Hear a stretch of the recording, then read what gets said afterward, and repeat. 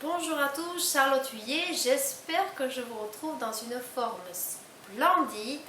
Nous revoilà pour la 7e et dernière leçon de notre série qui va traiter de la peur.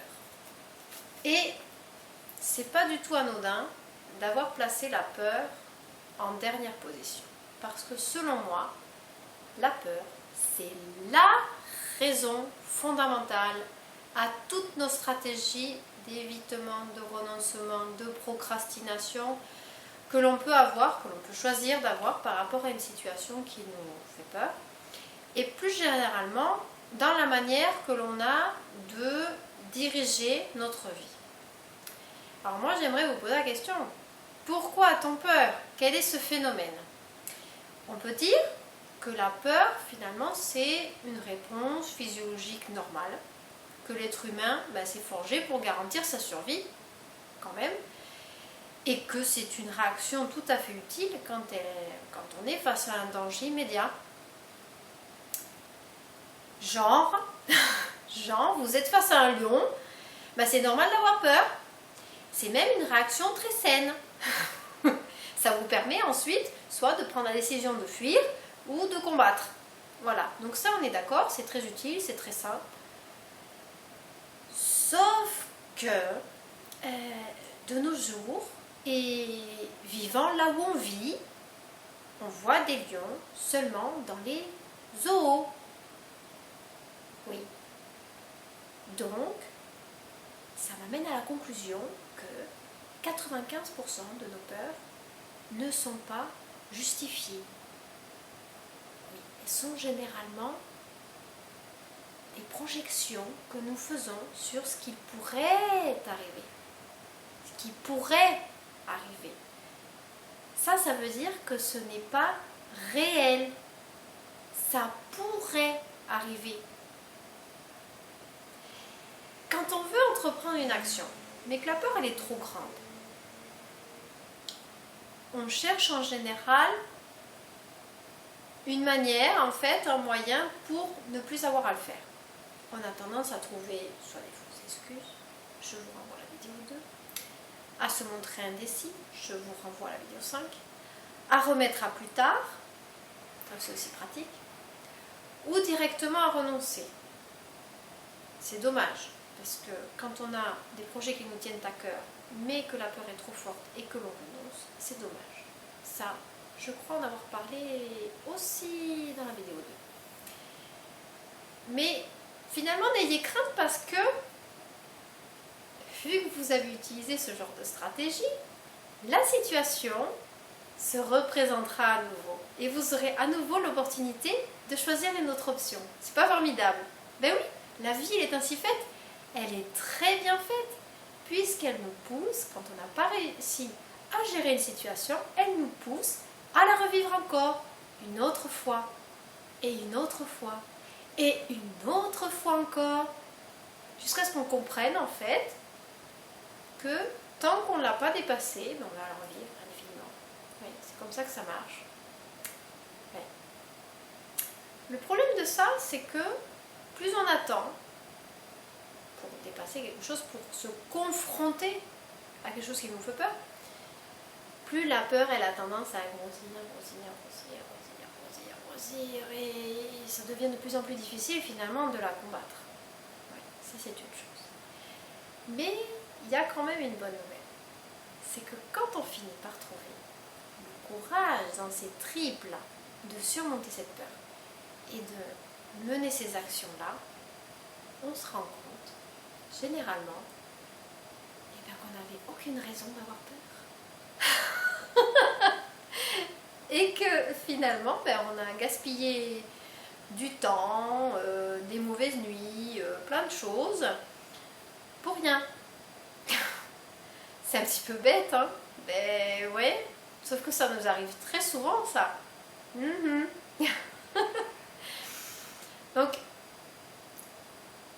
je dirais que toute cette énergie que l'on gaspille à se centrer sur cette peur-là, on ferait mieux de l'utiliser pour vaincre cet obstacle-là, pour se confronter à lui. Je vais vous raconter une anecdote. J'ai vécu pendant plusieurs années en Espagne et quand je suis revenue en France, il fallait que je règle tout l'aspect administratif. Il fallait en particulier que j'aille à l'hôtel des impôts. Et j'avais une peur panique de pousser la porte de l'hôtel des impôts parce que je me suis dit, tu vas voir, c'est obligé, tu as fait les choses pas comme il fallait, c'est obligé, tu vas avoir des sanctions financières, tu as fait les choses de travers, c'est obligé, il va se passer quelque chose.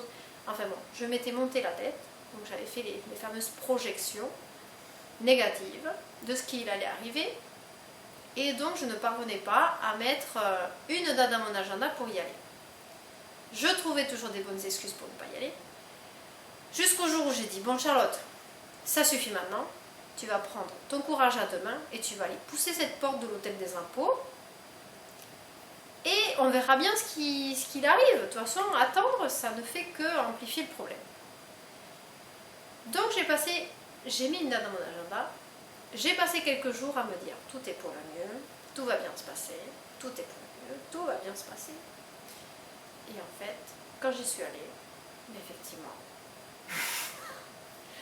mes peurs étaient totalement infondées.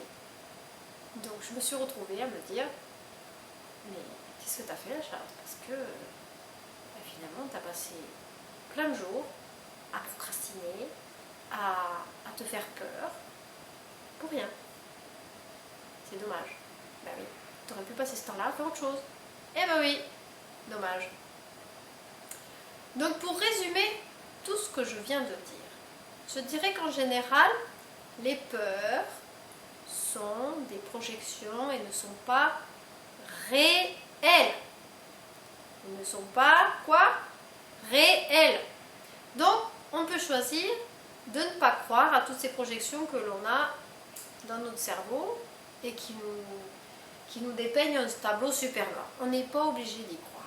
Ensuite, deuxième chose, plus vous repousserez le moment d'affronter ce problème-là, cette peur-là, plus cette peur va s'amplifier.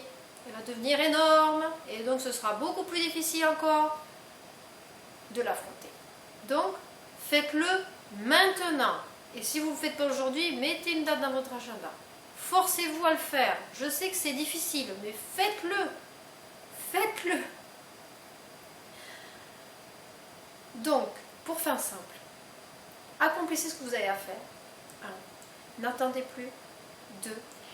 Et si vous continuez à avoir un tout petit peu d'appréhension, si la peur elle est trop forte, ce que je vous conseille, comme j'ai fait moi dans mon histoire de l'hôtel des impôts, c'est écrivez-vous des phrases, des affirmations qui vous aident à contrebalancer cette peur et donc à vous sentir mieux. Et donc à faciliter votre passage à l'action. Voilà. Donc ça c'est ce que j'avais à dire sur la peur. Maintenant j'aimerais, comme c'est quand même la dernière vidéo de la série, vous lancer un petit défi. J'aimerais vous demander d'accomplir dans les jours qui viennent une action qui vous inspire de la peur. Donc choisissez celle que vous voulez. Mais je vous mets au défi et donc j'aimerais prochainement, en dessous de cette vidéo, lire vos petits commentaires et vos petites histoires. Voilà, je serai très friande et j'aimerais pouvoir vous féliciter d'avoir entrepris cette action. Voilà. Alors, notre petit programme de cette vidéo touche à sa fin. Donc, j'espère que vous avez pris plein de notes et que vous êtes maintenant en mesure d'identifier et de dépasser tous les obstacles en fait qui vous empêchent d'être libre, d'être vraiment vous-même. Et je vous invite à revoir toutes les vidéos de la série puisque prochainement je vais les intégrer dans un programme de formation. Elles ne seront donc plus en libre accès. Donc foncez, revoyez-les tant que vous pouvez. Et sur ce, j'espère vous revoir très vite dans une autre vidéo. sur les commentaires, par mail. Vous avez de nombreux moyens pour me joindre. Donc, en attendant, gardez votre conscience ouverte, accueillez ce que vous êtes pleinement et je vous souhaite plein de bonnes choses. Je vous dis à très vite. Allez, bye bye.